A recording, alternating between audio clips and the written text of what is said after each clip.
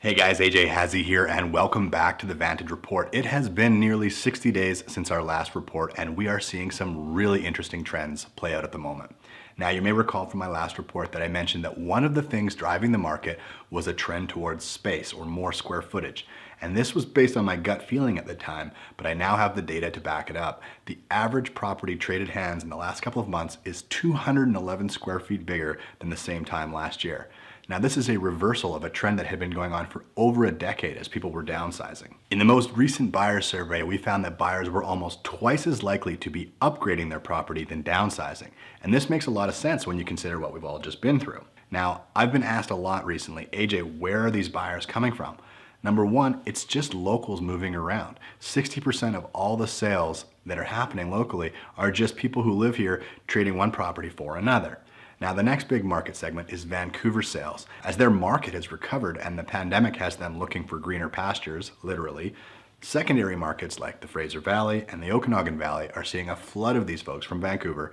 And as I said, this represents the next 20% of our buyers. Then there's our friends from Alberta, still not as active as they once were due to the punitive speculation tax and tough sledding in the oil and gas industry. They still make up about 10% of our sales.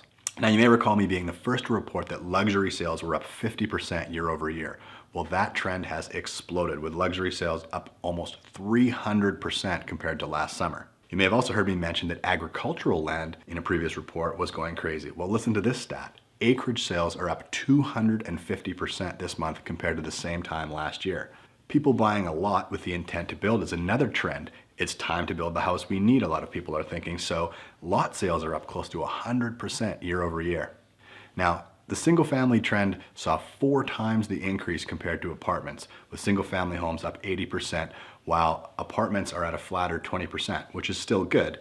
At a macro level, the market remains tight as a drum with under 4 months of inventory.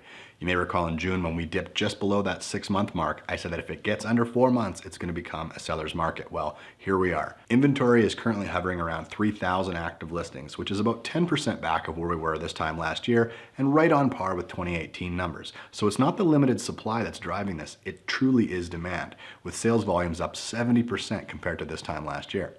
In the rental market, properties are being snapped up quick and tenants are paying their rent. Going into September, this is the busiest month in property management and we are seeing upward pressure on rents.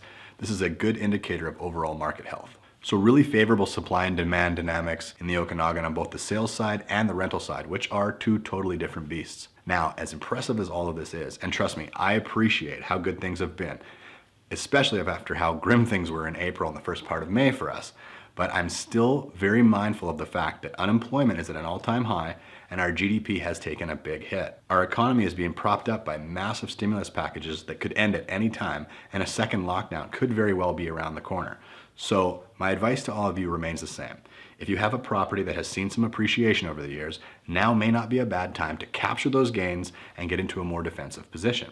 Now this can be achieved in 2 ways, a sale or an equity takeout by getting a home equity line of credit. Sell any rental property that's cash flow negative, or as I say in the office, it's time to sell the dogs. If you're looking at buying a property right now, please don't settle for something that you only kind of like just because the speed of the market is applying pressure. Make sure you negotiate a great deal and truly like the home, as you should intend to be there for a while. As long as you don't plan to buy and flip in a year or so, banking on appreciation, you'll be fine. If you have time, a calmer market is potentially likely around the corner this winter. There you have it, guys. There's the market update for the middle of September 2020. Things are still rocking and rolling. If you are interested in checking out what your house might sell for in today's crazy seller's market, you can start that process right here on the video blog. And if you're interested in poking around to see what type of property might be out there, maybe you need a little bit more elbow room in case we do go into a second lockdown, you can do your search from right here on the blog. Thanks again. We look forward to speaking with you in a couple weeks.